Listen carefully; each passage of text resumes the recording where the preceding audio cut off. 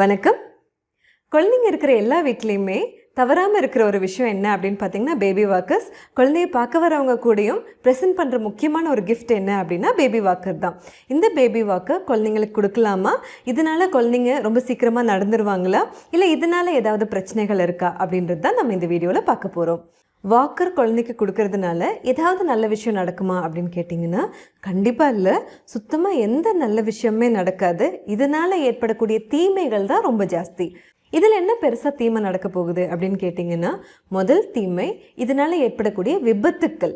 குழந்தை வாக்கர்லேருந்து தவறி கீழே விழுந்துடுறது, இல்லை அப்படியே உருண்டுறது, காலை கையை வச்சு நசுக்கிக்கிறது, இது மாதிரி ஏற்படக்கூடிய விளைவுகள் ரொம்ப ஜாஸ்தியாக இருக்குது. இது மட்டும் இல்லாமல் குழந்தைங்க வாக்கரில் இருக்கும்போது அவங்களோட உயரத்தை விட அதிகமான உயரத்தில் இருக்கிற பொருட்களை கூட எடுக்க முடியும். அப்படின்றதுனால சின்ன சின்ன பொருட்களை எடுத்து வாயில் வச்சுக்கிறதோ, இல்லை தேவையில்லாத பொருட்களை வாயில் போடுறதோ, எலக்ட்ரானிக் ஐட்டம்ஸில் கை வைக்கிறதோ செய்ய ஆரம்பிப்பாங்க. இந்த மாதிரியான விபத்துக்கள் நம்ம ஊரை காட்டிலும் ஃபாரின் கண்ட்ரீஸில் ரொம்ப ஜாஸ்தியாக இருக்கிறதுனால most of the foreign countries இந்த வாக்கரோட பயன்பாட்டுக்கு தடை வச்சுருக்காங்க. வாக்கர் நம்ம எப்போ கொடுக்க ஆரம்பிக்கிறோம் அப்படின்னு பார்த்தீங்கன்னா, சில பேர் 5 மாதத்துலேருந்து கூட இன்ட்ரடியூஸ் பண்ணுறாங்க.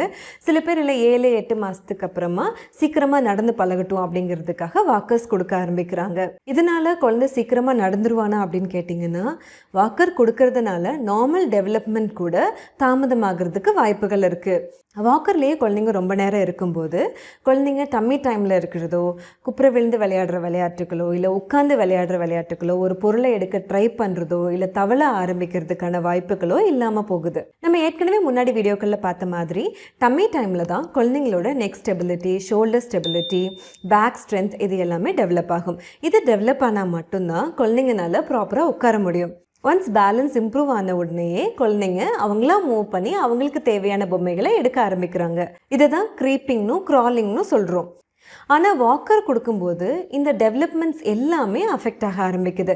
குழந்தைங்களோட டெவலப்மெண்ட்டில் க்ராலிங் அப்படின்றது ரொம்ப ரொம்ப முக்கியமான ஒரு மைல் ஸ்டோன், அவங்களோட ஃபிசிக்கல் டெவலப்மெண்ட்டுக்கும் மென்டல் டெவலப்மெண்ட்டுக்கும். குழந்தை தவள ஆரம்பிக்கும் போது தான் அவங்களோட கிறிஸ் கிராஸ் பேட்டர்ன்ஸ்னு சொல்லுவோம். அதாவது வலது மூளையும் இடது மூளையும் கம்யூனிகேட் பண்ண ஆரம்பிக்குது. க்ரால் பண்ணும்போது அவங்களோட அப்பர் பாடி ஸ்டெபிலிட்டி இம்ப்ரூவ் ஆகும். இதனால அவங்களோட cross motor skills, fine motor skills எல்லாமே இம்ப்ரூவ் ஆகும். இது ஃபர்தராக ஃப்யூச்சரில் அவங்களோட ரைட்டிங்க்கு சப்போர்ட்டிவாக இருக்கும்.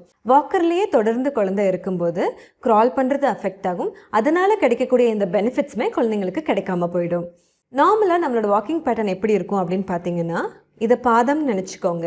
இப்போ இதுதான் குதிங்கால். இப்போ குதிங்கால் முதல்ல நிலத்தில் ஊனணும், அதுக்கப்புறமா mid portion of the foot, அதுக்கப்புறமா தான் இந்த விரல்களை ஃப்ளோரில் ஊனுவாங்க.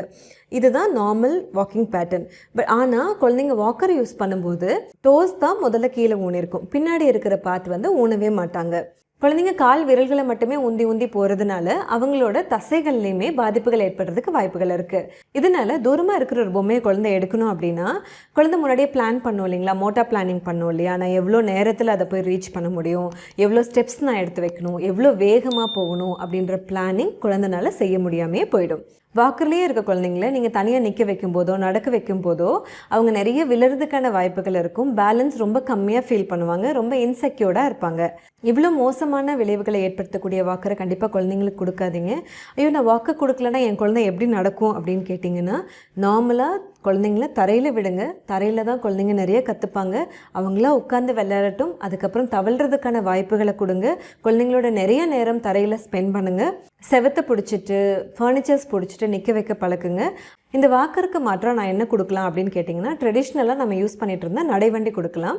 நடைவண்டி கொடுத்து பழக்கும் போதுமே நம்ம கூடவே இருக்கிறது ரொம்ப அவசியம். நடைவண்டியும் வாக்கர் மாதிரி தானே, இதில் என்ன பெனிஃபிட் அப்படின்னு கேட்டிங்கன்னா, நடைவண்டியை 5 மாதத்தில் நம்மளால் இன்ட்ரடியூஸ் பண்ண முடியாது. குழந்தை ஓரளவுக்கு நல்லா நிற்க ஆரம்பித்ததுக்கப்புறம் தான் நம்ம நடைவண்டியை கொடுப்போம். அப்போது அதனால குழந்தைங்களுக்கு பெரிய அளவில் பாதிப்புகள் வராது. அதை விட ஒரு சுலபமான மெத்தட் என்ன அப்படின்னு பார்த்தீங்கன்னா, சேரை பிடிச்சிட்டு தள்ளிகிட்டே நடக்க வைக்கிறது. இன்னொன்று பார்த்தீங்கன்னா, கட்டில் சுற்றியும் சைட் வாக் பண்ண வைக்கிறது, செவுத்தை பிடிச்சிட்டு சைட் வாக் பண்ண வைக்கிறது. இது எல்லாமே அவங்களோட வாக்கிங்கை இம்ப்ரூவ் பண்ணும். நன்றி, வணக்கம்.